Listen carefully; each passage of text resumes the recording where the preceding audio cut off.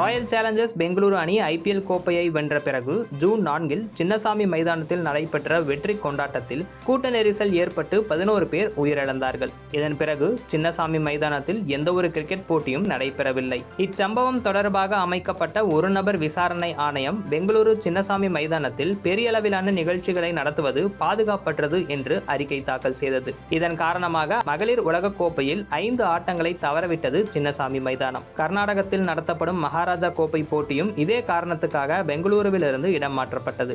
இந்நிலையில்தான் கர்நாடக மாநில கிரிக்கெட் சங்கத்தால் நடத்தப்படும் திமப்பையா நினைவு கோப்பை போட்டி பெங்களூரு சின்னசாமி மைதானத்தில் நடைபெறுகிறது. இந்த போட்டியில் 6 ஆட்டங்கள் சின்னசாமி மைதானத்தில் நடைபெறுகின்றன. அஜின்கியா ரஹானே, வெங்கடேஷ் ஐயர், ஹனுமா விஹாரி, விஜய் சங்கர் உள்ளிட்ட நட்சத்திரங்கள் இப்போட்டியில் பங்கேற்கிறார்கள். இதன் மூலம் ஜூன் 4 துயரச் சம்பவத்துக்கு பிறகு பெங்களூரு சின்னசாமி மைதானத்துக்கு முதல் முறையாக கிரிக்கெட் திரும்புகிறது.